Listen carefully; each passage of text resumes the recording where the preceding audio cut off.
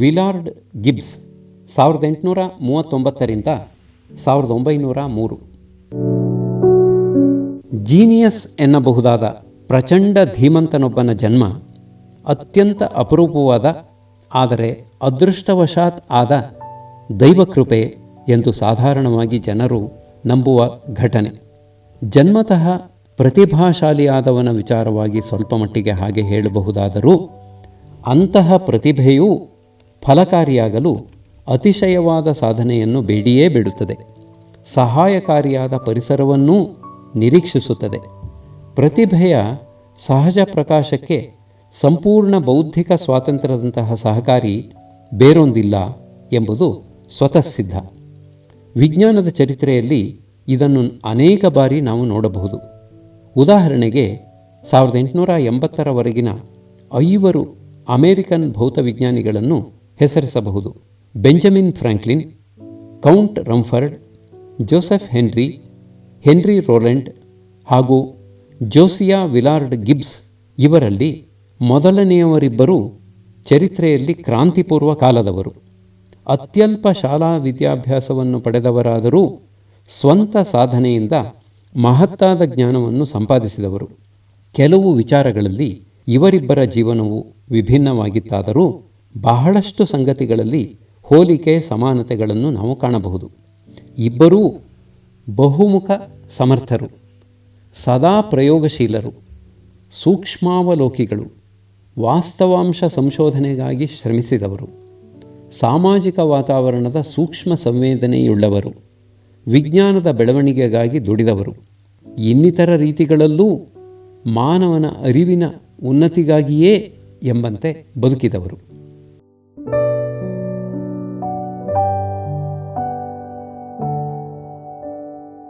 Benjamin Franklin ಕಾಲೇಜುಗಳ, ಗ್ರಂಥಾಲಯಗಳ, American philosophical society ಇತ್ಯಾದಿ ವಿದ್ವತ್ ಸಂಘಟನೆಗಳ ಸ್ಥಾಪನೆಗಾಗಿ ಕಾರಣನಾದನಲ್ಲದೆ ಅವುಗಳು ಕೆಲಸ ಮಾಡಬೇಕಾದ ರೀತಿನೀತಿಗಳನ್ನೂ ನಿರ್ದೇಶಿಸಿದವನು. ಕೌಂಟ್ ರಮ್ಫರ್ಡ್, ಡೇವಿ ಫ್ಯಾರಡೆ ಮುಂತಾದವರ ಸಂಶೋಧನೆಗಳನ್ನು ಪ್ರೋತ್ಸಾಹಿಸಿದ ಪ್ರಖ್ಯಾತ ರಾಯಲ್ ಸೊಸೈಟಿಯನ್ನೇ ಸ್ಥಾಪಿಸಿದವನು. ಜೋಸೆಫ್ ಹೆನ್ರಿ ಆಲ್ಬನಿ ಅಕಾಡೆಮಿಯಲ್ಲಿ ತನ್ನ ಪ್ರಾರಂಭಿಕ ವಿದ್ಯಾಭ್ಯಾಸವನ್ನು ಪಡೆದು ಅಲ್ಲೇ 1832ರವರೆಗೆ ಶಿಕ್ಷಕನಾಗಿದ್ದು ನಂತರ ಪ್ರಿನ್ಸ್ಟನ್ಗೆ ಹೋದನು. 1846ರಲ್ಲಿ ಪ್ರಿನ್ಸ್ಟನ್ನಲ್ಲಿನ ಪ್ರಾಧ್ಯಾಪಕ ಸ್ಥಾನಕ್ಕೆ ರಾಜೀನಾಮೆ ಕೊಟ್ಟು ಹೊಸದಾಗಿ ಪ್ರಾರಂಭವಾಗಿದ್ದ ಸ್ಮಿತ್ಸೋನಿಯನ್ ಸಂಸ್ಥೆಯ ಸ್ಥಾಪಕ ಕಾರ್ಯದರ್ಶಿಯಾದನು.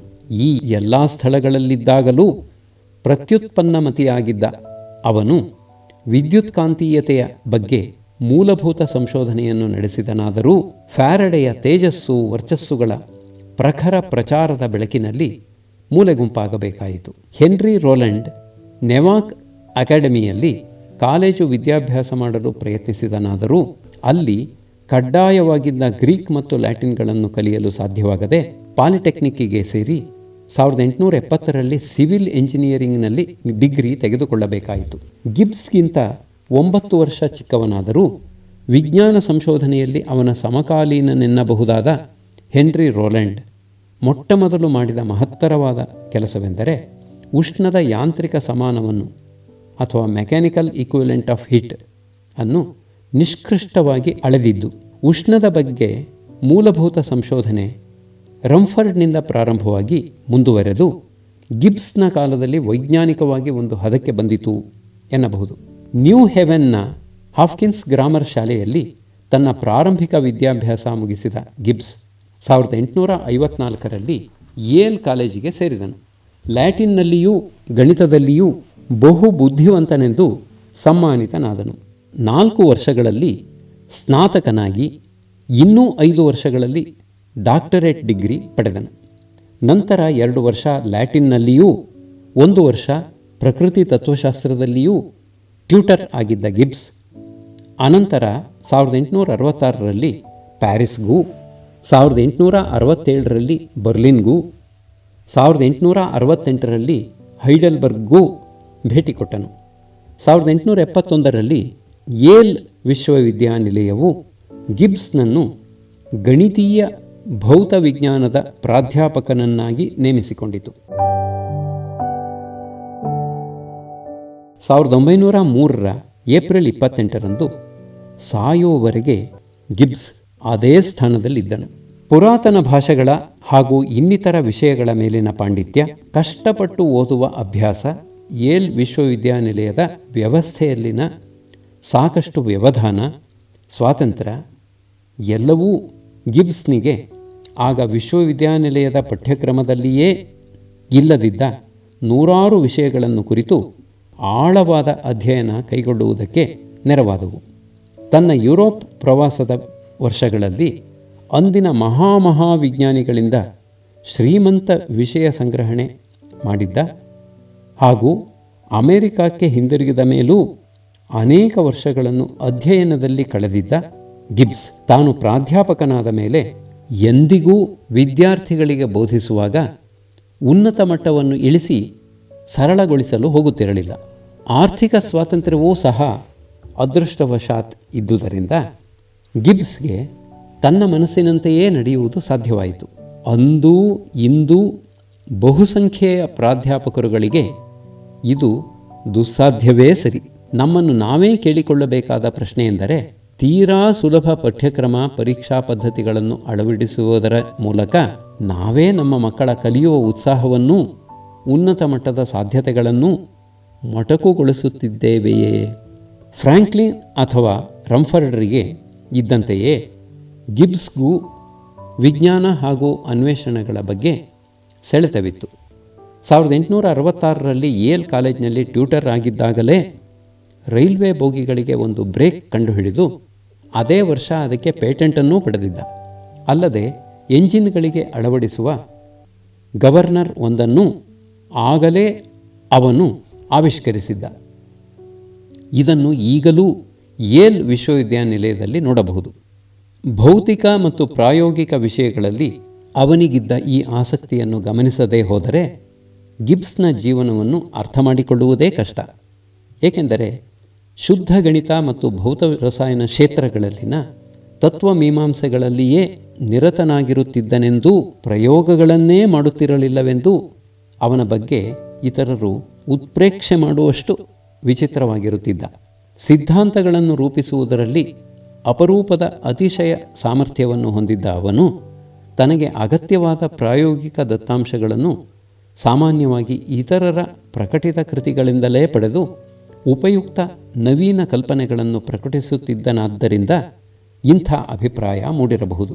ಅಮೆರಿಕಾದ ಹಾಗೂ ಪ್ರಪಂಚದ ಇನ್ನಿತರ ಸಮಕಾಲೀನ ವಿಜ್ಞಾನಿಗಳು ಅವನನ್ನೂ ಅವನ ಕೃತಿಗಳನ್ನೂ ಅಷ್ಟಾಗಿ ಗಮನಿಸದೇ ಇರುವುದಕ್ಕೆ ಗಿಬ್ಸ್ ಅವರುಗಳಿಗಿಂತ ಬುದ್ಧಿಯ ವಿಕಾಸದಲ್ಲಿ ಅರೆ ಶತಮಾನದಷ್ಟು ಮುಂದಿದ್ದುದೇ ಕಾರಣ ಎನ್ನಬಹುದು.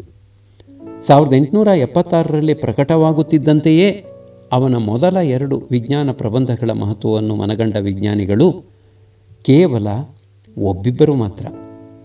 ಕ್ಲರ್ಕ್ ಮ್ಯಾಕ್ಸ್ವೆಲ್ ತನ್ನ ಉಷ್ಣಮೀಮಾಂಸೆ ಎಂಬ ಪುಸ್ತಕದಲ್ಲಿ ಗಿಬ್ಸ್ ಮೇಲ್ಮೈಗಳ ಬಗ್ಗೆ ಒಂದು ಅಧ್ಯಾಯವನ್ನೇ ಬರೆದುದಲ್ಲದೆ ಅಂಥ ಮೇಲ್ಮೈಗಳ ಮಾದರಿಗಳನ್ನು ಸ್ವಂತವಾಗಿ ತಯಾರಿಸಿ ಗಿಬ್ಸ್ಗೆ ಕಳುಹಿಸಿಕೊಟ್ಟನಂತೆ.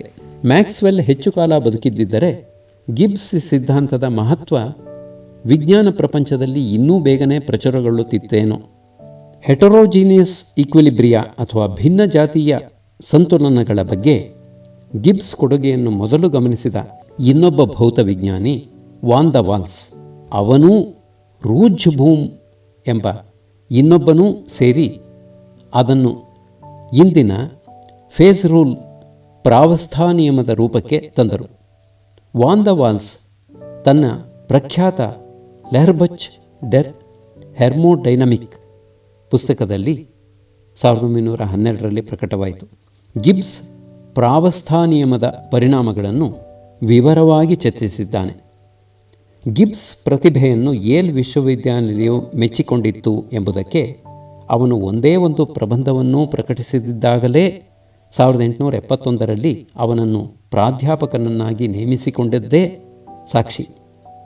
1879ರಲ್ಲಿ ರಾಷ್ಟ್ರೀಯ ವಿಜ್ಞಾನ ಅಕಾಡೆಮಿಗೆ ಚುನಾಯಿತನಾದ ಗಿಬ್ಸ್ಗೆ 1881ರಲ್ಲಿ ರಂಫರ್ಡ್ ಪದಕವನ್ನು ಪ್ರದಾನ ಮಾಡಲಾಯಿತು.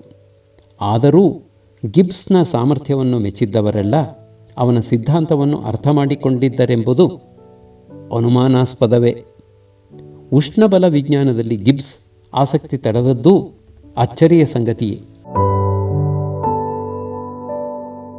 19ನೇ ಶತಮಾನದ ಬಹುಭಾಗದಲ್ಲಿ ಭೌತಶಾಸ್ತ್ರಜ್ಞರು ಸಂಶೋಧಿಸುತ್ತಿದ್ದ ಕ್ಷೇತ್ರಗಳೆಂದರೆ ವಿದ್ಯುತ್ ಕಾಂತತ್ವ ಹಾಗೂ ಉಷ್ಣ. ಆದರೂ ಗಿಬ್ಸ್ ಆ ಕಾಲದಲ್ಲಿ ಆಸಕ್ತನಾಗಿದ್ದದ್ದು ದ್ಯುತಿ ಸ್ವಭಾವದಲ್ಲಿ. ಮೊದಲು ಪ್ರತ್ಯಾಸ್ಥ ಘನವಾದದಲ್ಲಿ ಎಲಾಸ್ಟಿಕ್ ಸಾಲಿಡ್ ಥಿಯರಿ, ಆನಂತರ ಮ್ಯಾಕ್ಸ್ವೆಲ್ನ ವಿದ್ಯುತ್ಕಾಂತೀಯ ವಾದದಲ್ಲಿ ಎಲೆಕ್ಟ್ರೋಮ್ಯಾಗ್ನೆಟಿಕ್ ಥಿಯರಿ. ಎಲ್ಲರಿಗಿಂತ ಮೊದಲು ಮ್ಯಾಕ್ಸ್ವೆಲ್ ವಾದವನ್ನು ಒಪ್ಪಿ ಸಮರ್ಥಿಸಿದವನು ಗಿಬ್ಸ್. ಜೌಲ್ ಉಷ್ಣದ ಬಗ್ಗೆ ಸಂಶೋಧಿಸಿದ್ದು 1837-1843 ನಡುವೆ. ಮೇಯರ್ ಉಷ್ಣಕ್ಕೂ ಬಲಕ್ಕೂ ಸಂಬಂಧ ಸ್ಥಾಪಿಸಿದ್ದು 1842ರಲ್ಲಿ. ಕಾರ್ನಾಟ್ ತತ್ವ 1824ರಷ್ಟು ಮುಂಚೆಯೇ ಪ್ರತಿಪಾದಿತವಾಗಿದ್ದರೂ ಅದರ ಮಹತ್ವ ಗೊತ್ತಾಗಿದ್ದು 1842ರಲ್ಲೇ. ಸರ್ ವಿಲಿಯಂ ಥಾಮ್ಸನ್ ನಿರಪೇಕ್ಷ ತಾಪದ ಕಲ್ಪನೆ ಮಾಡಿದ್ದು 1851ರಲ್ಲಿ. 1865ರಲ್ಲಿ ಕ್ಲಾಸಿಯಸ್ ಜೌಲನ ಶಕ್ತಿ ಸಂರಕ್ಷಣಾ ತತ್ವವನ್ನು ಕಾರ್ನಾಟನ ಉಷ್ಣಬಲ ಯಂತ್ರ ತತ್ವವನ್ನು ಒಗ್ಗೂಡಿಸಿದನಲ್ಲದೆ ಎಂಟ್ರೋಪಿಯ ಪ್ರಕೃತಿಯಲ್ಲಿನ ಅಲಭ್ಯ ಉಷ್ಣದ ಕಲ್ಪನೆಯನ್ನು ಮಾಡಿಕೊಟ್ಟ.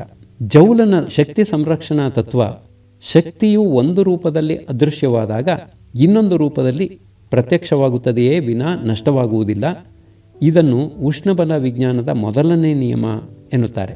ಕಾರ್ನಾಟನ ಉಷ್ಣಬಲ ಯಂತ್ರ ತತ್ವ ಉಷ್ಣಬಲ ಯಂತ್ರದ ದಕ್ಷತೆಯು ಲಭ್ಯವಿರುವ ಉಷ್ಣತಾ ವ್ಯತ್ಯಾಸ ಹಾಗೂ ಗರಿಷ್ಠ ಉಷ್ಣತೆಗಳ ನಿಷ್ಪತ್ತಿಗಿಂತ ಹೆಚ್ಚಾಗಿರುವುದು ಅಸಾಧ್ಯ. ಇದನ್ನು ಉಷ್ಣಬಲ ವಿಜ್ಞಾನದ ಎರಡನೆಯ ನಿಯಮ ಎನ್ನುತ್ತಾರೆ. ಇವೆರಡನ್ನು 1885ರಲ್ಲಿ ಕ್ಲಾಸಿಯಸ್ ಒಗ್ಗೂಡಿಸಿದ ಮತ್ತು ಪ್ರಕೃತಿಯಲ್ಲಿಯ ಅಲಭ್ಯ ಉಷ್ಣ ಎಂಟ್ರೋಪಿಯ ಕಲ್ಪನೆಯನ್ನು ಮಾಡಿಕೊಟ್ಟ. 1870ರ ಹೊತ್ತಿಗೆ ವಿಜ್ಞಾನಿಗಳು ಈ ತತ್ವಗಳನ್ನು ಏಕಘಟಕ ವ್ಯವಸ್ಥೆಗಳಿಗೆ ಒನ್ ಕಾಂಪೊನೆಂಟ್ ಸಿಸ್ಟಮ್ಸ್ ಅನ್ವಯಿಸತೊಡಗಿದರು. ಆದರೂ ಆಗಿನ ಉಷ್ಣಬಲ ವಿಜ್ಞಾನ ಸಾಹಿತ್ಯವು ಕ್ಲಿಷ್ಟ ಗಣಿತದಿಂದ ಕೂಡಿ ಅಸ್ಪಷ್ಟತೆ ಗೊಂದಲಮಯವಾಗಿದ್ದಿತು. ಈ ಗೊಂದಲವನ್ನು ಪರಿಹರಿಸಬೇಕಾದ ಅಗತ್ಯವನ್ನು ಗಿಬ್ಸ್ ಮನಗಂಡು ಸಮಸ್ಯೆ ಬಿಡಿಸುವುದಕ್ಕೆ ಹೊಸ ಪರಿಕರಗಳನ್ನು ವಿಧಾನಗಳನ್ನು ನಿರ್ಮಿಸಿದನಲ್ಲದೆ ಭೌತ ವ್ಯವಸ್ಥೆಗಳತ್ತ ಸರ್ವಸಾಮಾನ್ಯ ದೃಷ್ಟಿಕೋನವನ್ನು ತಳೆದು ಇತರರು ಲೆಕ್ಕಾಚಾರ ಮಾಡುತ್ತಾ ಹೆಣಗುತ್ತಿದ್ದ ಒತ್ತಡ, ಗಾತ್ರ, ಉಷ್ಣತೆ ಸಂಬಂಧಗಳಿಗಿಂತ ಶಕ್ತಿ, ಗಾತ್ರ, ಎಂಟ್ರಪಿ ಸಂಬಂಧಗಳನ್ನು ಲೆಕ್ಕಾಚಾರ ಮಾಡಿದರೆ ಸಂಗತಿಗಳು ಹೆಚ್ಚು ಸ್ಪಷ್ಟವಾಗುತ್ತವೆ ಎಂದು ತೋರಿಸಿದನು. ಯಾವುದೇ ಕಾಯದ ಅವಸ್ಥೆಯನ್ನು ಶಕ್ತಿ, ಗಾತ್ರ, ಎಂಟ್ರಪಿಗಳ ಮೇಲ್ಮೈ ಬಳಸಿ ಬಹು ಸಮರ್ಪಕವಾಗಿ ನಿರೂಪಿಸಬಹುದು. ಸ್ಥಿರ, ಮಿತಸ್ಥಿರ, ಅಸ್ಥಿರ ಅವಸ್ಥೆಗಳ ನಡುವಣ ಸಂತುಲನಗಳನ್ನು ಸಹ ವ್ಯುತ್ಪತ್ತಗೊಳಿಸಿ ತೋರಿಸಬಹುದಲ್ಲದೆ ಅಂತಹ ಎಷ್ಟು ಅವಸ್ಥೆಗಳು ಸಾಧ್ಯ ಎಂಬುದನ್ನೂ 1876ರಿಂದ 1878ರ ನಡುವೆ ಬರೆದ 3 ಪ್ರಬಂಧಗಳ ಮೂಲಕ ನಿರೂಪಿಸಿದ. ವ್ಯವಸ್ಥೆಯಲ್ಲಿ ಎಷ್ಟು ಬೇಕಾದರೂ ವಸ್ತುಗಳಿರಲಿ, ಅವು ಪರಸ್ಪರ ಪ್ರತಿಕ್ರಿಯಿಸದಿರಲಿ, ಒಂದೊಂದು ಎಷ್ಟು ಬೇಕಾದರೂ ಸಂಖ್ಯೆಯ ಸಮಜಾತೀಯ ಸಮಷ್ಟಿಗಳ ರೂಪದಲ್ಲಿರಲಿ, ಇದು ಸಾಧ್ಯವೆಂದು ಸಾಧಿಸಿ ತೋರಿಸಿದ. ಗಿಬ್ಸ್ನಿಗಿಂತ ಮೊದಲು ವಿಪರ್ಯಸ್ತ ಸಂತುಲನ, ರಿವರ್ಸಿಬಲ್ ಇಕ್ವಿಲಿಬ್ರಿಯಂ, ಬರ್ಫ, ನೀರು, ನೀರಾವಿಯಂಥ ಏಕಘಟಕ ವ್ಯವಸ್ಥೆಯಲ್ಲಿ ಸ್ಪಷ್ಟವಾಗಿದ್ದಿತೇ ಹೊರತು ಭಿನ್ನ ಜಾತಿಯ ಅನೇಕ ಘಟಕ ವ್ಯವಸ್ಥೆಯ ಕುರಿತು ಸ್ಪಷ್ಟವಾದ ಕಲ್ಪನೆ ಯಾರಿಗೂ ಇರಲಿಲ್ಲ. ಗಿಬ್ಸ್ ಸಂತುಲನೆಯ ಸರ್ವಸಾಮಾನ್ಯ ಪರಿಸ್ಥಿತಿಯನ್ನು ವಿವರಿಸುವುದು ಹೀಗೆ. 1. ಯಾವುದೇ ಪ್ರತ್ಯೇಕಿತ ವ್ಯವಸ್ಥೆಯಲ್ಲಿ ಶಕ್ತಿ ಸ್ಥಿರವಾಗಿರುವಂತೆ ಸಂಭವಿಸಲು ಸಾಧ್ಯವಾಗುವ ಎಲ್ಲ ಸಂತುಲಿತ ವ್ಯತ್ಯಯನಗಳಲ್ಲಿ ಎಂಟ್ರಪಿ ಬದಲಾವಣೆ ಶೂನ್ಯ ಅಥವಾ ಋಣ ಪ್ರಮಾಣದ್ದಾಗಿರುತ್ತದೆ. ಅಥವಾ ಎರಡನೆಯದಾಗಿ, ಯಾವುದೇ ಪ್ರತ್ಯೇಕಿತ ವ್ಯವಸ್ಥೆಯಲ್ಲಿ ಎಂಟ್ರಪಿ ಸ್ಥಿರವಾಗಿರುವಂತೆ ಸಂಭವಿಸಲು ಸಾಧ್ಯವಾಗುವ ಎಲ್ಲ ಸಂತುಲಿತ ವ್ಯತ್ಯಯನಗಳಲ್ಲಿ ಶಕ್ತಿ ಬದಲಾವಣೆ ಶೂನ್ಯ ಅಥವಾ ಧನ ಪ್ರಮಾಣದ್ದಾಗಿರುತ್ತದೆ. ವಿಶ್ವದ ಶಕ್ತಿ ಅಥವಾ ಎಂಟ್ರಪಿ ಎಷ್ಟೆಂಬುದು ನಮಗೆ ತಿಳಿಯದು. ನಮ್ಮ ಜ್ಞಾನವು ನಾವು ಪ್ರಯೋಗಾವಲೋಕನ ನಿಯಂತ್ರಣ ಹೊಂದಿರಬಹುದಾದ ಮಿತವಾದ ಭೌತ ವ್ಯವಸ್ಥೆಗಳಿಗೆ ಮಾತ್ರ ಸೀಮಿತ. ಆದ್ದರಿಂದಲೇ ಗಿಬ್ಸ್ ತನ್ನ ವಿಶ್ಲೇಷಣೆಯನ್ನು ಅಧ್ಯಯನ ಮಾಡಬಹುದಾದ ಪ್ರತ್ಯೇಕಿತ ವ್ಯವಸ್ಥೆಗೆ ಮಾತ್ರ ಮಿತಗೊಳಿಸುತ್ತಾನೆ. ಇಲ್ಲಿ ಆಗಬಹುದಾದ ಎಲ್ಲ ಬದಲಾವಣೆಗಳೂ ಉಷ್ಣಬಲ ವಿಜ್ಞಾನದ ಮೊದಲನೆಯ ಮತ್ತು ಎರಡನೆಯ ನಿಯಮಗಳಿಗೆ ಒಳಪಟ್ಟೇ ಸಂಭವಿಸುತ್ತವೆ. ಮೇಲೆ ಹೇಳಿದ ವಿಧಿಗಳು ತೋರಿಕೆಗೆ ಎರಡಾದರೂ ಅರ್ಥದಲ್ಲಿ ಒಂದೇ ಎಂಬುದನ್ನು ಸ್ವಲ್ಪ ಯೋಚಿಸಿದರೆ ಮನಗಾಣಬಹುದು. ಸಂತುಲನೆಯ ನಿರ್ಣಾಯಕ ಅಂಶಗಳನ್ನು ಹೀಗೆ ನಿರ್ಧರಿಸಿದ ಮೇಲೆ ಶಕ್ತಿ ಎಂಟ್ರಪಿಗಳಂಥ ಉಷ್ಣಬಲ ವೈಜ್ಞಾನಿಕ ಪರಿಮಾಣಗಳನ್ನು ವ್ಯವಸ್ಥೆಯ ಸ್ಥಿತಿಯನ್ನು ನಿರ್ದೇಶಿಸುವ ಒತ್ತಡ ಗಾತ್ರಗಳಂಥ ವೇರಿಯಬಲ್ಸ್ ಅಥವಾ ವ್ಯತ್ಯಯಕಗಳನ್ನು ಬಳಸಿ ಅಭಿವ್ಯಕ್ತಿಸಬೇಕಾಯಿತು. ಸ್ಥಿತಿ ಸಮೀಕರಣ ಎಂಬುದೇ ಆಗಿನ ಕಾಲಕ್ಕೆ ಹೊಸದು. ಆಂಡ್ರೂಸ್ ಇಂಗಾಲದ ಡೈಆಕ್ಸೈಡ್ ಮೇಲಣ ಅಧ್ಯಯನ ಮುಗಿಸಿದ್ದ. ಜೇಮ್ಸ್ ಥಾಮ್ಸನ್ PVT ಮೇಲ್ಮೈ ಬಳಸಿ ವ್ಯವಸ್ಥೆಯ ಸ್ಥಿತಿ ಸಾಧ್ಯತೆಗಳನ್ನು ವರ್ಣಿಸಲು ಪ್ರಯತ್ನಿಸಿದ್ದ. ಗಿಬ್ಸ್ ಈ ಮೇಲ್ಮೈ ಬಳಕೆಗಿಂತ ಶಕ್ತಿ ಗಾತ್ರ ಎಂಟ್ರಪಿ ಮೇಲ್ಮೈ ಹೆಚ್ಚು ಉಪಯುಕ್ತವಾದುದು ಎಂದು ತೋರಿಸಿದ.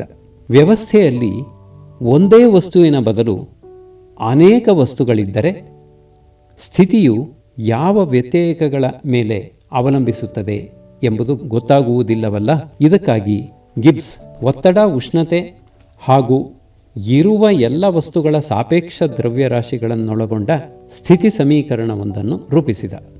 ಅನಂತರ ಶಕ್ತಿ ಬದಲಾವಣೆಗಳನ್ನು ಗಾತ್ರ ಎಂಟ್ರಪಿಗಳಲ್ಲಿನ ಬದಲಾವಣೆಗಳು ಮತ್ತು ಸಮಜಾತೀಯ ಸಮಷ್ಟಿಗಳಲ್ಲಿರುವ ವಿವಿಧ ವಸ್ತುಗಳ ಪರಿಮಾಣಗಳೊಂದಿಗೆ ಸಂಬಂಧಿಸುವುದಕ್ಕಾಗಿ ಸಮೀಕರಣವನ್ನು ವ್ಯುತ್ಪತ್ತಿಸುವುದು ಅಗತ್ಯವಾಯಿತು. ಇದಕ್ಕಾಗಿ ಉಷ್ಣಬಲ ವಿಭವ ಅಥವಾ ಥರ್ಮೋಡೈನಮಿಕ್ ಪೊಟೆನ್ಷಿಯಲ್ ಎಂಬ ಫಲನ ಅಥವಾ ಫಂಕ್ಷನ್ನನ್ನು ಪ್ರತಿಯೊಂದು ವಸ್ತುವಿನ ದ್ರವ್ಯರಾಶಿಗೆ ಅನುಗುಣವಾಗಿ ಶಕ್ತಿಯಿಂದ ನಿಷ್ಪನ್ನವಾಗುವಂತೆ ಕಲ್ಪಿಸಿದ.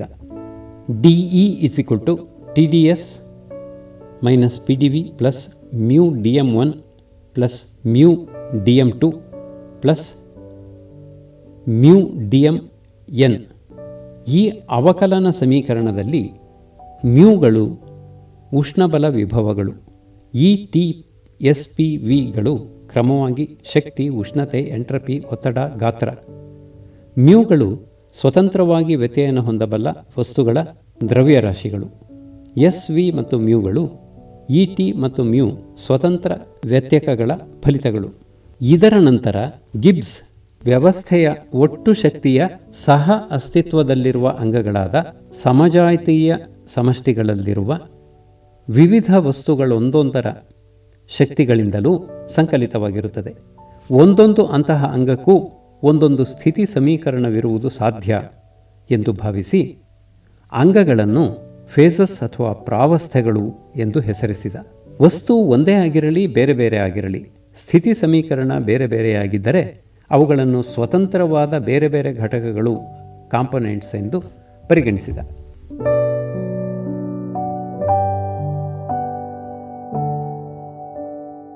ಶಕ್ತಿ ಎಂಟ್ರಪಿಗಳನ್ನು ಹೀಗೆ ನಿರ್ದಿಷ್ಟಪಡಿಸುವ ಮಾರ್ಗವನ್ನು ಕಂಡುಕೊಂಡ ಮೇಲೆ ಸಂತುಲನವನ್ನು ನಿರ್ಣಯಿಸುವ ವ್ಯವಸ್ಥೆಯ ಕನಿಷ್ಠ ಶಕ್ತಿಯ ಪರಿಸ್ಥಿತಿಗೆ ಅದನ್ನು ಅನ್ವಯಗೊಳಿಸಿದ.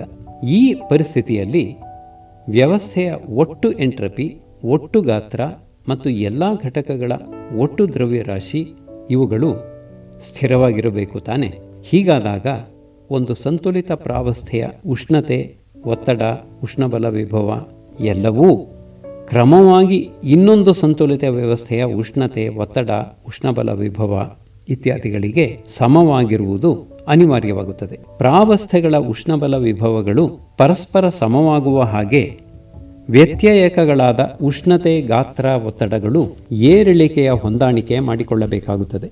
ಹೀಗೆ ವಿಭಿನ್ನ ಪ್ರಾವಸ್ಥೆಗಳಲ್ಲಿನ ಪ್ರತಿಯೊಂದು ಘಟಕದಲ್ಲಿಯೂ ಉಷ್ಣಬಲ ವಿಭವದ ಸಮಾನತೆಯನ್ನು ಸಾಧಿಸುವುದಕ್ಕಾಗಿ ವ್ಯತ್ಯಯಕಗಳು ಪರಸ್ಪರ ಸ್ವತಂತ್ರವಾಗಿ ಏರಿಳಿದು ನಿರ್ಮಿಸಬೇಕಾದ ಪರಿಸ್ಥಿತಿಗಳ ನಾನಾತ್ವವನ್ನು ವ್ಯವಸ್ಥೆಯಲ್ಲಿ ಸಾಧ್ಯವಿರುವ ಸ್ವಾತಂತ್ರ್ಯ ಪ್ರಕಾರಗಳು ಅಥವಾ ಡಿಗ್ರೀಸ್ ಆಫ್ ಫ್ರೀಡಮ್ ಎಂದು ಕರೆದ. ಸ್ವಾತಂತ್ರ್ಯ ಪ್ರಕಾರಗಳ ಸಂಖ್ಯೆ ಘಟಕಗಳ ಸಂಖ್ಯೆಗೆ ಸಮವಾಗಿದ್ದರೆ ವ್ಯವಸ್ಥೆ ವ್ಯತ್ಯಯವಾಗಲಾರದ್ದಾಗುತ್ತದೆ. ಇನ್ವೇರಿಯಂಟ್ ಸಿಸ್ಟಮ್ಸ್. ಅಂತಹ ವ್ಯವಸ್ಥೆ ಒಂದು ನಿರ್ಧಾರಿತ ಉಷ್ಣತೆ, ಗಾತ್ರ, ಒತ್ತಡ ಇತ್ಯಾದಿಗಳಲ್ಲಿ ಮಾತ್ರ ಸಾಧ್ಯ. ವ್ಯವಸ್ಥೆಯಲ್ಲಿ ಘಟಕಗಳಿಗಿಂತ 2 ಪ್ರಾವಸ್ಥೆಗಳು ಹೆಚ್ಚಿದ್ದಾಗ ಮಾತ್ರ ಇದು ಸಾಧ್ಯ ಎಂದು ಗಿಬ್ಸ್ ತೋರಿಸಿದ. P+F=C+2. ಇಲ್ಲಿ P ಪ್ರಾವಸ್ಥೆಗಳ ಸಂಖ್ಯೆ, C ಘಟಕಗಳ ಸಂಖ್ಯೆ, F ಸ್ವಾತಂತ್ರ್ಯ ಪ್ರಕಾರಗಳು. ಘಟಕಗಳಿಗಿಂತ 1 ಪ್ರಾವಸ್ಥೆ ಮಾತ್ರ ಹೆಚ್ಚಾಗಿದ್ದರೆ ಆಗ ವ್ಯವಸ್ಥೆಯ ಸಮತೋಲಕ್ಕೆ ಬಾಧಕವಾಗದಂತೆ ಯಾವುದಾದರೂ ಒಂದು ವ್ಯತ್ಯಯಕವನ್ನು ನಮಗೆ ಬೇಕಾದಂತೆ ಇಟ್ಟುಕೊಳ್ಳಬಹುದು. ಅಂತಹ ವ್ಯವಸ್ಥೆಯು ಏಕವ್ಯತ್ಯಯಕವೆನ್ನಿಸಿಕೊಳ್ಳುತ್ತದೆ, ಮಾನೋವೇರಿಯಂಟ್ ಸಿಸ್ಟಮ್. ಹೀಗೆಯೇ ಘಟಕಗಳ ಸಂಖ್ಯೆ ಪ್ರಾವಸ್ಥೆಗಳ ಸಂಖ್ಯೆಗೆ ಸಮವಾಗಿದ್ದರೆ ವ್ಯವಸ್ಥೆ ದ್ವಿವ್ಯತ್ಯಯಕವೆನಿಸಿಕೊಳ್ಳುತ್ತದೆ, ಬೈವೇರಿಯಂಟ್ ಸಿಸ್ಟಮ್. ಸ್ವಾತಂತ್ರ್ಯ ಪ್ರಕಾರಗಳನ್ನು F ಎಂದು ಕರೆದರೆ ಗಿಬ್ಸ್ ಪ್ರಾವಸ್ಥಾ ನಿಯಮವನ್ನು P+F=C+2 ಎಂಬುದಾಗಿ ನಿರೂಪಿಸಬಹುದು. ಒಂದೇ ಒಂದು ಘಟಕ ಶುದ್ಧ ನೀರು ಇರುವ ವ್ಯವಸ್ಥೆಯ ಉದಾಹರಣೆ ತೆಗೆದುಕೊಳ್ಳೋಣ. ತ್ರಯಬಿಂದು ಟ್ರಿಪಲ್ ಪಾಯಿಂಟ್ ಎಂದು ಕರೆಯುವ ನೀರಿನ ವಿಶಿಷ್ಟ ಗುಣಲಕ್ಷಣವೆನ್ನಿಸಿಕೊಂಡಿರುವ 0.0076 ಡಿಗ್ರಿ ಸೆಲ್ಸಿಯಸ್ ಉಷ್ಣತೆಯಲ್ಲಿ ಮಾತ್ರ 3 ಪ್ರಾವಸ್ಥೆಗಳು ಬರ್ಫ, ನೀರು, ನೀರಾವಿ ಸಂತುಲಿತವಾಗಿರಲು ಸಾಧ್ಯ. ಉಷ್ಣತೆ ಸ್ವಲ್ಪ ಹೆಚ್ಚಿದರೂ ಸಾಕು, ಬರ್ಫ ಕರಗಿ ಕೇವಲ ನೀರು, ನೀರಾವಿಗಳು ಮಾತ್ರ ಸಂತುಲಿತವಾಗಿ ಉಳಿಯುತ್ತವೆ. ಈ 2 ಪ್ರಾವಸ್ಥೆಗಳು ಅನೇಕ ಉಷ್ಣತೆಗಳಲ್ಲಿ, ಅನೇಕ ಒತ್ತಡಗಳಲ್ಲಿ ಸಂತುಲಿತವಾಗಿಯೇ ಉಳಿಯಬಹುದು. ಉಷ್ಣತೆ ಕಡಿಮೆಯಾದರೆ ನೀರು ಘನೀಭವಿಸಿ ಸಂತುಲನ ಬರ್ಫ, ನೀರಾವಿಗಳ ನಡುವೆ ಮಾತ್ರ ಉಂಟಾಗುತ್ತದೆ. ಒತ್ತಡ ಹೆಚ್ಚಾದರೆ ನೀರಾವಿ ದ್ರವೀಕರಿಸಿ ಬರ್ಫ ಮತ್ತು ನೀರಿನ ನಡುವೆ ಸಂತುಲನ ಏರ್ಪಡುತ್ತದೆ. ಒತ್ತಡ ಹೆಚ್ಚಾದ ಹಾಗೆ ಸಂತುಲನೆಯ ಉಷ್ಣತೆ ಕಡಿಮೆಯಾಗುತ್ತದೆ. ಇನ್ನೂ ಹೆಚ್ಚಿನ ಒತ್ತಡಗಳಲ್ಲಿ ಬರ್ಫದ 2ನೆಯ ಪ್ರಾವಸ್ಥೆ ಐಸ್ ಸೆಕೆಂಡ್ ಜನಿಸಿ ಐಸ್ ಫಸ್ಟ್, ಐಸ್ ಸೆಕೆಂಡ್ ಮತ್ತು ದ್ರವ ನೀರುಗಳು ಸೇರುವ ಇನ್ನೊಂದೇ ತ್ರಯಬಿಂದುವನ್ನು ಪಡೆಯಬಹುದು. ಗಿಬ್ಸ್ ಅಣುಗಳ ನಡುವೆ ರಾಸಾಯನಿಕ ಪ್ರಕ್ರಿಯೆ ನಡೆಯುತ್ತಿರುವಂಥ ವ್ಯವಸ್ಥೆಗಳಲ್ಲಿ ಸಾಧ್ಯವಾಗುವ ಸಂತುಲನೆಗಳನ್ನು ಸಹ ಅಧ್ಯಯನ ಮಾಡಿದನು. ದುರ್ಬಲಗೊಳಿಸುವುದಕ್ಕೆ ಕ್ರಿಯೆಯಲ್ಲಿ ಭಾಗವಹಿಸದೇ ಇರುವ ವಸ್ತುವನ್ನು ಬಳಸಿ ಕ್ರಿಯಾಕಾರಕ ಅಣುಗಳು ಒಂದೇ ಕಡೆ ದಟ್ಟೈಸದಂತೆ ನೋಡಿಕೊಂಡರೆ ಸಂತುಲಿತ ಸ್ಥಿತಿಯಲ್ಲಿ ಕ್ರಿಯಾಕಾರಕಗಳ ಹಾಗೂ ಉತ್ಪನ್ನಗಳ ಸಾರತೆಯ ನಡುವೆ ಸಮೀಕರಣ ಸಿದ್ಧವಾಗುವ ಸಂಬಂಧ ಏರ್ಪಡುತ್ತದೆ ಎಂದು ತೋರಿಸಿದನು. ಈ ಹಿಂದೆ ಗುಲ್ಡ್ಬರ್ಗ್ ಮತ್ತು ವಾಗೆ ಕೈನೆಟಿಕ್ ನಿಲುವಿನಿಂದ ಕಂಡುಹಿಡಿದಿದ್ದ ದ್ರವ್ಯರಾಶಿ ಕ್ರಿಯಾ ನಿಯಮವನ್ನು ಗಿಬ್ಸ್ ಉಷ್ಣಬಲ ವೈಜ್ಞಾನಿಕ ನಿಲುವಿನಿಂದ ವ್ಯುತ್ಪತ್ತಿಸಿದಂತಾಯಿತು. ಅಲ್ಲದೆ ಈ ಸಂತುಲನ ಉಷ್ಣತೆಯ ಮೇಲೆ ಹೇಗೆ ಅವಲಂಬಿಸಿರುತ್ತದೆ ಎಂಬುದನ್ನು ವಿವರಿಸಿದನು. ಇದಲ್ಲದೆ ವ್ಯವಸ್ಥೆಯ ಮೇಲೆ ಗುರುತ್ವಾಕರ್ಷಣ, ವಿದ್ಯುದಯಸ್ಕಾಂತೀಯ, ಮೇಲ್ಮೈ ಇತ್ಯಾದಿ ಹೊರಗಣ ಬಲಗಳು ಮಾಡುವ ಪರಿಣಾಮವೇನು ಎಂಬುದನ್ನೂ ಸಹ ಗಿಬ್ಸ್ ಕಂಡುಹಿಡಿದನು.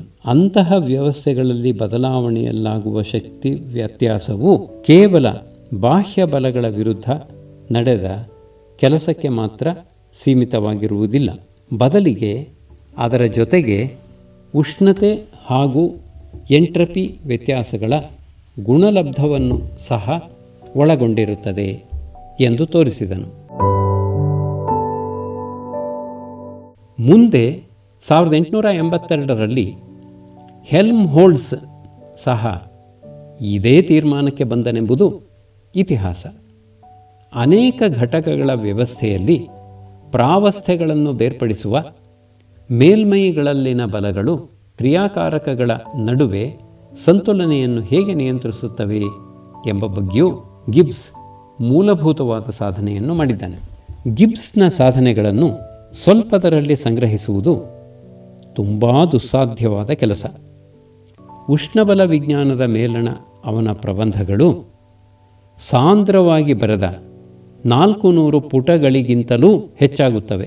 ಯೇಲ್ ವಿಶ್ವವಿದ್ಯಾನಿಲಯ ಪ್ರಕಟಿಸಿದ ಆ ಪ್ರಬಂಧಗಳ ಅರ್ಥ ವಿವರಣೆ ವ್ಯಾಖ್ಯಾನಗಳು ಅನೇಕ ಸಾವಿರ ಪುಟಗಳಷ್ಟಾಗುತ್ತವೆ. ಅದಲ್ಲದೆ ಗಿಬ್ಸ್ ಉಷ್ಣಬಲ ವಿಜ್ಞಾನಕ್ಕೆ ಮಾತ್ರ ಸೀಮಿತಗೊಂಡವನಲ್ಲ. ಅವನ ಕೊಡುಗೆಗಳು ಸದಿಶ ವಿಶ್ಲೇಷಣೆ, ಸಂಕೀರ್ಣ ಬೀಜಗಣಿತ, ವಿದ್ಯುತ್ಕಾಂತತೆ, ಸಾಂಖ್ಯ, ಯಂತ್ರವಿಜ್ಞಾನ ಮುಂತಾದ ಹಲವು ಕ್ಷೇತ್ರಗಳಲ್ಲಿ ಪ್ರಮುಖವಾಗಿವೆ. ರಾಸಾಯನಿಕ ಕ್ರಿಯೆಗಳಲ್ಲಿ ಗಿಬ್ಸ್ನ ಭಿನ್ನಜಾತ್ಯ ಸಂತುಲನೆಗಳ ಬಗೆಗಿನ ತೀರ್ಮಾನಗಳು ಕ್ರಾಂತಿಕಾರಕವಾಗಿದ್ದು, ಪ್ರಾಮುಖ್ಯತೆಯಲ್ಲಿ ರಾಶಿ ಸಂರಕ್ಷಣಾ ನಿಯಮಕ್ಕೆ ಮಾತ್ರ ಎರಡನೆಯದಾಗಿವೆ. ಅವನ ಕಾಲದಲ್ಲಿ ಭೌತ ರಸಾಯನಶಾಸ್ತ್ರ ಅಸ್ತಿತ್ವದಲ್ಲೇ ಇರಲಿಲ್ಲ. ಎಲ್ಲರ ಗಮನವೂ ಆಸ್ಫೋಟಕವಾಗಿ ಬೆಳೆಯುತ್ತಿದ್ದ ಸಾವಯವ ರಸಾಯನ ವಿಜ್ಞಾನದ ಕಡೆಗೇ ಇತ್ತು. ಕ್ರಮೇಣ ಗಿಬ್ಸ್ನ ಸಾಧನೆಗಳ ಮಹತ್ವ ವಿಜ್ಞಾನಿಗಳಿಗೆ ಮನದಟ್ಟಾಯಿತು. ಇಂದಿಗೂ ಭೌತ ರಸಾಯನಶಾಸ್ತ್ರ ಗ್ರಂಥಗಳಲ್ಲಿನ ಉಷ್ಣಬಲ ವಿಜ್ಞಾನದ ಭಾಗವು ಹೆಚ್ಚು ಕಡಿಮೆ ಗಿಬ್ಸ್ನ ವ್ಯಾಖ್ಯಾನ ಮಾತ್ರವಾಗಿಯೇ ಉಳಿದಿರುವುದರಲ್ಲಿ ಅಚ್ಚರಿಯೇನಿಲ್ಲ. ಉಕ್ಕುಗಳ ಕ್ಲಿಷ್ಟ ರಚನಾ ತಂತ್ರಜ್ಞಾನ ಬೆಳೆದದ್ದೇ ಗಿಬ್ಸ್ನ ಪ್ರಾವಸ್ಥಾ ನಿಯಮದ ಆಧಾರದ ಮೇಲೆ ಎಂದು ಧಾರಾಳವಾಗಿ ಹೇಳಬಹುದು. ಕಬ್ಬಿಣರಹಿತ ಮಿಶ್ರಲೋಹಗಳು, ಪಿಂಗಾಣಿ ಕೈಗಾರಿಕೆ, ರಾಸಾಯನಿಕಗಳ ಉತ್ಪಾದನೆ, ಪೆಟ್ರೋಲಿಯಂ ಉದ್ಯಮ, ಕಲಿಲ ವಿಜ್ಞಾನ, ಪೊರೆ ರಸಾಯನ ವಿಜ್ಞಾನ ಮುಂತಾದ ಇನ್ನೂ ಹಲವಾರು ಪ್ರಮುಖ ಕ್ಷೇತ್ರಗಳು ಪ್ರಾವಸ್ಥಾ ನಿಯಮವನ್ನು ಒಂದಲ್ಲ ಒಂದು ರೀತಿಯಲ್ಲಿ ಆಧರಿಸಿಯೇ ಮುನ್ನಡೆಯುತ್ತಿವೆ. ಪೊರೆಗಳ ಮೂಲಕ ಚಲನೆ ಹಾಗೂ ಕಲಿಲಗಳೆಂದ ಮೇಲೆ ಜೀವಜಗತ್ತಿನ ರಸಾಯನ ವಿಜ್ಞಾನವೂ ಬಂದಿತಲ್ಲವೇ? ಗಿಬ್ಸ್ ತನ್ನ ಕೆಲಸವಾಯಿತು ತಾನಾಯಿತು ಎನ್ನುವ ನಾಚಿಕೆ ಸ್ವಭಾವದವನಾಗಿದ್ದುದರಿಂದ ಅವನಿಗೆ ಹೆಚ್ಚು ಗೆಳೆಯರಿರಲಿಲ್ಲ. ವಿಶೇಷ ಪತ್ರವ್ಯವಹಾರವೂ ಇರಲಿಲ್ಲ.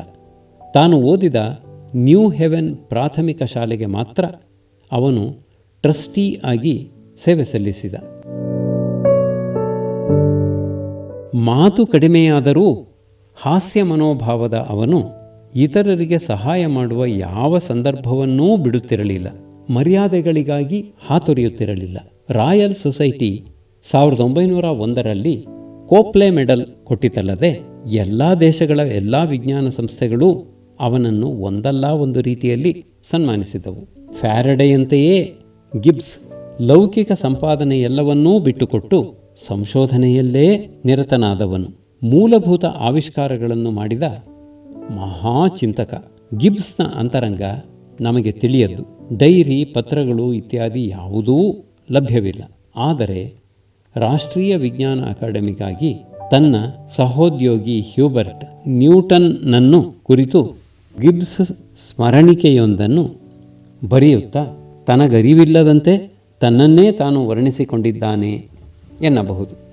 ಈ ಪ್ರಬಂಧಗಳಲ್ಲಿ ಇಣುಕಿ ನೋಡಿದರೆ ಲೇಖಕನ ಮನಸ್ಸಿನ ರೀತಿಯಲ್ಲದೆ ಅವನ ಶೀಲ ಸ್ವಭಾವಗಳು ಸ್ಪಷ್ಟವಾಗಿ ಕಂಡುಬರುತ್ತವೆ.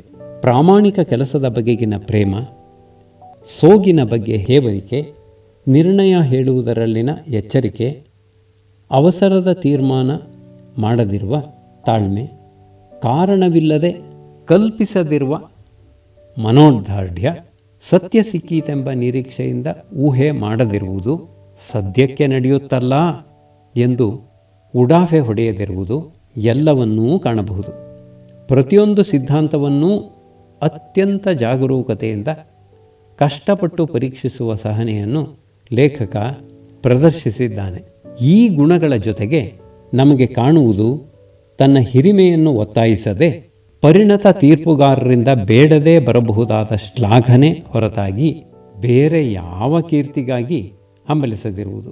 ಇದು ಬೇರೆ ಯಾರಾದರೂ ಮಾಡಬಹುದಾದ ಗಿಬ್ಸ್ ವರ್ಣನೆಗಿಂತ ಸೊಗಸಾದ ಗಿಬ್ಸ್ ವರ್ಣನೆ ಅವನ ಮಾತುಗಳಲ್ಲೇ